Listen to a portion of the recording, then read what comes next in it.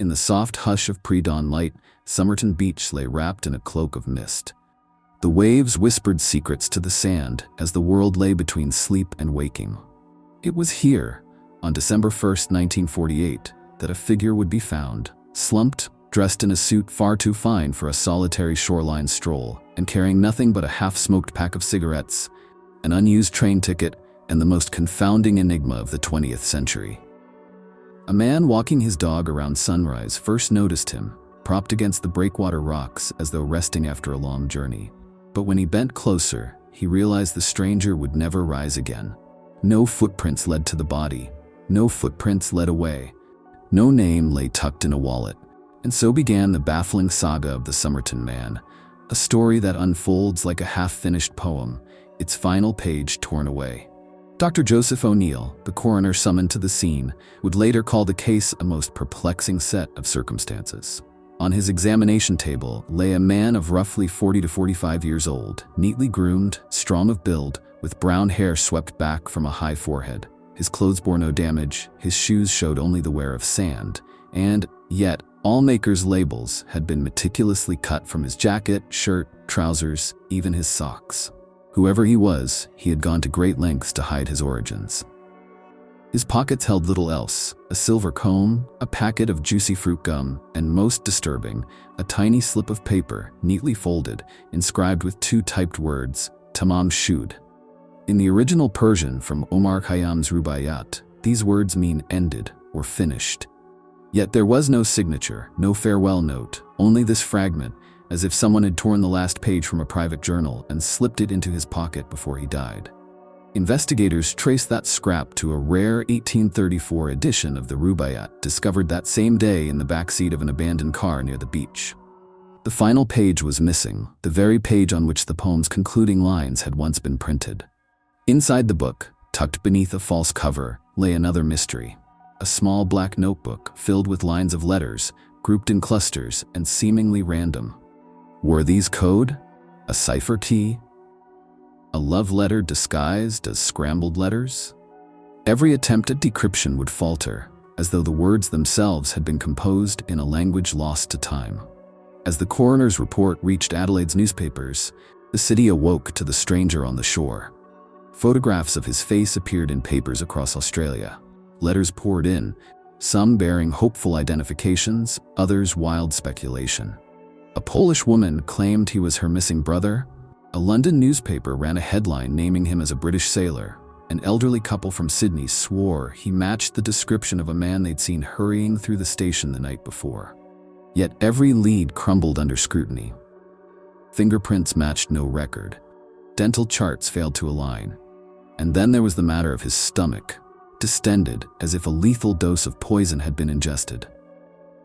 The autopsy found no traces of cyanide, arsenic, strychnine, or any known toxin. No chemical residue, no typical signs of struggle, no violent rupture of organs. The coroner's final note read like a riddle. No cause of death ascertainable. Appearances suggest sudden collapse, consistent with poisoning, yet no detectable poison. In the lonely stretch of Somerton Beach, curiosity became obsession. A nurse came forward in 1959 with a battered suitcase she'd kept hidden for years. Inside lay clothes, jacket, trousers, shirts, strikingly similar to those worn by the dead man, right down to missing labels. A bus timetable for South Australian routes, an English-Persian phrase book, and a letter addressed to one K.E. Teen. Was this our man's name, or a red herring tossed into cold water? Police tracked every teen in the region, but none fit the profile. The suitcase only deepened the fog. By the 1960s, theories bloomed like midnight flowers. Some whispered of Cold War intrigue, that the Somerton Man had been a Soviet spy, dispatched to gather intelligence on Australia's strategic ports. Tamám Shud, they said, was a coded signal acknowledging mission completion, or failure. Yet spies are trained to vanish completely, not to leave behind clues as ornate as a torn poetry page and a coded notebook. Others saw romance's dark aftermath. Perhaps he had met a secret lover that evening, shared a private joke in code, and been betrayed with a poisoned cup of tea. Could the broken cigarettes in his pocket hint at a final shared habit? Yet no love letters emerged. No handwriting matched the notebook's mysterious scrawl, save for the indifferent rows of ciphered letters. Decades passed, and the Somerton Man became both ghost and legend. His face, immortalized in plaster and photographs, haunted every true crime enthusiast. In the digital age, his case found new champions. Amateur sleuths poring over online archives, cryptographers writing algorithms to brute force the notebook's code, DNA analysts attempting to extract genetic profiles from a few decades-old hair samples. In 2002, an American genetics lab received strands of hair from the Somerton Man's comb. Isotopic analysis placed his early years somewhere between the British Isles and Scandinavia, but offered no precise birthplace. In 2014, a 3D scan of his plaster-cast face was fed into facial recognition software that searched modern passport databases. No match was found.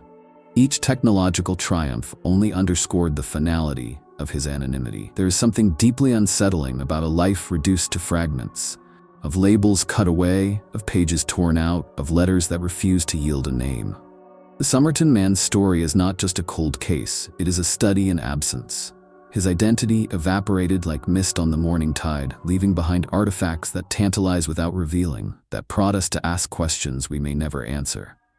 And yet, perhaps that is the point. The scrap of Rubaiyat reminds us of life's fleeting beauty and inevitable end. The coded notebook whispers of secrets too dangerous or too personal to speak plainly. The missing labels speak of someone who, in choosing to hide, chose also to become a mystery. In the silent halls of the State Library of South Australia, the torn final page of that rare Rubaiyat rests under glass. Visitors lean in to read the weathered letters, imagining the hands that first grasped it. They feel in the faded script the weight of a man's last act, to leave a clue so cryptic that generations would chase its meaning across time. When you walk along a deserted beach at dawn, listen for the sigh of the waves. Picture a lone figure seated against the rocks, the cold sea breeze ruffling his coat. Imagine him reaching into his pocket, withdrawing that small slip of paper, and slipping it away as the tide learns his secret. Because some mysteries endure not because they are unsolvable, but because they remind us that our world still holds shadows, places where human lives flicker, then fade, leaving behind only questions that echo like distant thunder. In the end, the Somerton Man remains unnamed, unanswered, and utterly compelling. He is every stranger on a silent shore, every lost note in an unfinished poem, and every whispered question we carry in our bones. Who are we when stripped of name and memory? And what traces will we leave behind when we, too, are called to that final shore? The Somerton Man's story may never conclude, but as long as we ask our questions, to the sea, to the sands, to the torn pages of a forgotten book, his mystery lives on, calling us to keep searching, to keep listening, and to keep believing that even the quietest life can leave the loudest echo.